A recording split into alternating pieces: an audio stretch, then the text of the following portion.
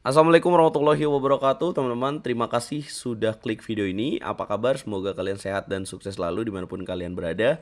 Di video kali ini RL Chess akan jelasin cara menang endgame dengan Zugzwang.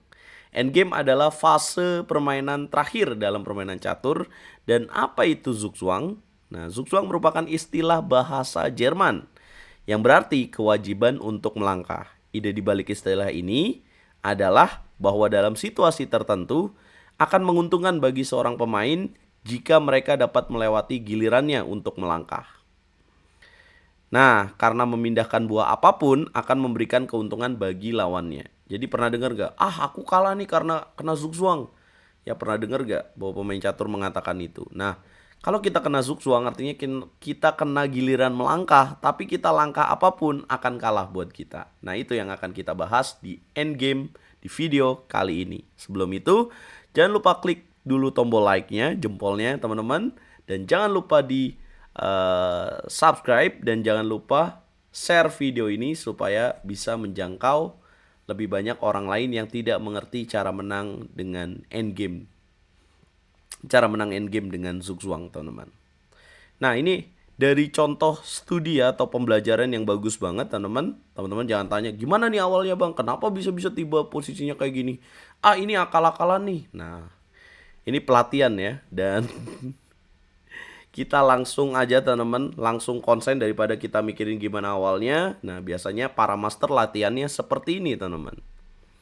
Ya, putih mengarah ke atas, hitam ke bawah. Temukan langkah terbaiknya. Mungkin perlu banyak waktu untuk menjawab ini karena ini bisa dikatakan agak sulit lah. Dan paus juga jangan dijalankan buahnya. Kalau kalian mau jago, mau improve bisa mikir beberapa langkah ke depan, jangan dijalankan buahnya. Pikirkan beberapa langkah ke depan. Kalau sudah, maka di sini ada taktik menarik ya. Putih bisa menjalankan langkah gajah ke petak C7. Boom! Sacrifice the queen. Ancamannya adalah makan menteri dan juga bisa makan pion F7. Tentu saja hitam makan queen. Nah, kok kenapa nggak makan gajah? Kalau dia makan gajah, maka putih akan menang dengan fork, royal fork ya. Tidak bisa makan balik karena ada queen. Nah, di sini harus makan queen. Nah, berikutnya putih jalan apa? Makan pion F7. Skak, raja harus ke petak H8 karena apabila raja F8, gajah D6, skak mat. Nah, setelah raja ke petak H8, teman-teman, kira-kira apa langkah berikutnya? Yes, benar banget. Ada langkah gajah ke petak E5 dengan tujuan raja ke petak E7 atau G5 akan berujung skakmat.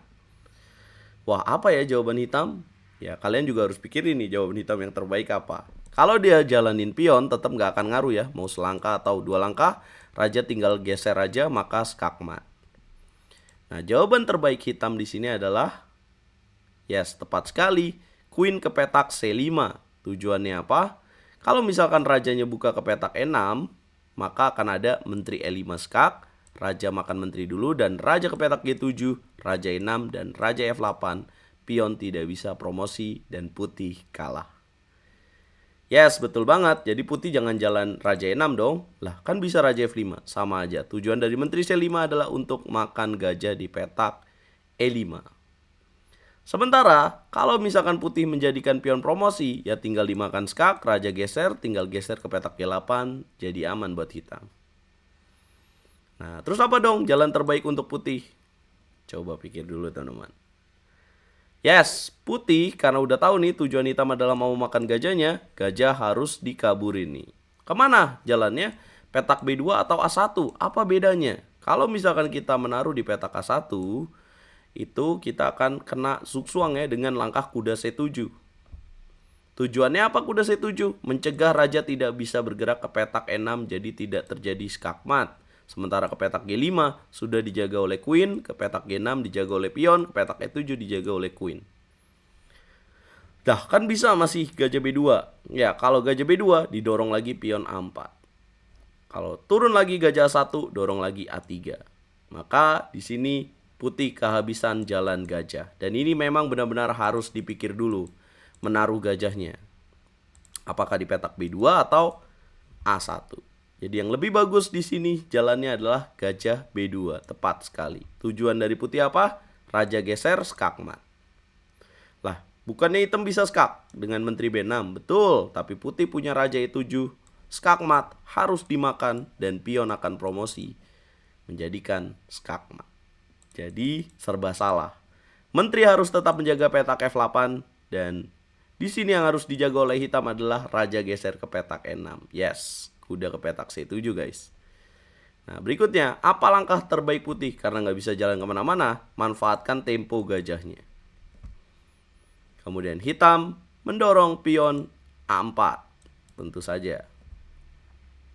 Ya, kemudian putih, jalankan lagi gajah B2. Hitam tidak bisa bergerak kemanapun karena akan terjadi hasil yang sama. Kuda juga tidak bisa bergerak, nanti akan ada gerakan raja E6. Putih menang ya. Contoh dia kuda D5, raja E6, kemudian kuda C3. Maka tinggal dimakan, makan lagi dan promosi skakmat. Nah, jadi A3 harus dimainkan, gajah A1 dan kemudian A2, gajah B2, pion promosi, tinggal dimakan lagi. Dan yap, kemudian hitam jalan kemana teman-teman? Ya sudah kehabisan langkah dan ini tinggal waktunya putih menang aja. Kalau misalkan hitam menteri F8 nih tadi, ada jalan raja F5 skak. Apabila menteri menutup, maka pion promosi jadikan queen dan putih akan menang teman-teman. Yes, coba kita balik lagi. Setelah makan, ada nggak jawaban dari hitam yang bisa dilakukan? Ya, mungkin kuda D5. Ya, maka raja E6, kuda C3, sama seperti tadi dimakan. Makan dan promosi checkmate. Ya, tentu aja. Pasti, oh ini susah banget puzzle-nya.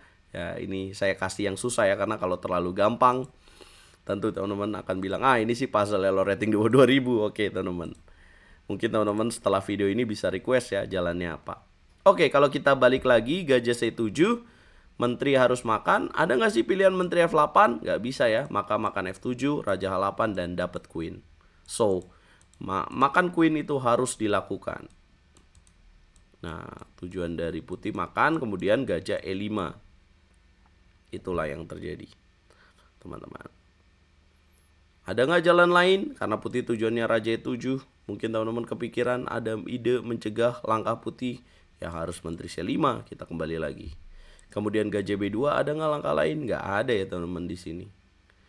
Ya, karena putih akan raja E6, maka dia harus tetap menjaga petak F8. Apalagi menjaga gajahnya ini. Dia harus menjaga petak raja geser ke petak E6 dengan kuda C7. Teman-teman. Ya, kemudian lanjutkan dengan tempo saja dengan gajah A1. Ya, setiap menterinya kabur dari petak penjagaan raja ini, maka raja akan bergerak dengan raja F5 ya, atau G5. Nanti akan promosi. Gimana teman-teman menurut kalian puzzle ini? Coba gunakan puzzle ini untuk melatih. Mungkin kalau kalian sebagai seorang guru catur, bisa gunakan tema puzzle dari video RL Chess ini sebagai tes untuk murid kalian. Semoga ilmu ini dapat membantu kalian dalam mengajar juga. Dan nanti akan saya buatkan video lainnya. Dan kalau kalian mungkin tidak ada biaya untuk belajar bersama atau sekolah catur, nah kalian bisa gunakan video ini untuk melatih ketajaman otak kalian dalam kalkulasi secara endgame dengan menang zugzwang, teman-teman. Kenapa kita perlu melatih endgame? Yang harus teman-teman ketahui, kalau kata Jose Raul Capablanca, juara dunia catur dari Kuba, kalau kita mempelajari catur, sebelum kita mempelajari catur apapun ya, kalau kita berniat belajar catur, diawali dengan endgame dulu, teman-teman.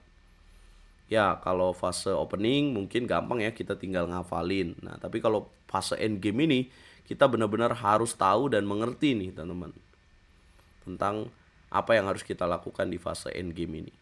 Ada istilah juga yang mengatakan, kalau misalkan kita fase opening kita salah, masih kita bisa perbaiki di fase middle game. Kalau middle game kita salah, masih kita bisa perbaiki di fase end game. Tapi kalau fase end game kita salah, maka yang terjadi adalah kita kalah.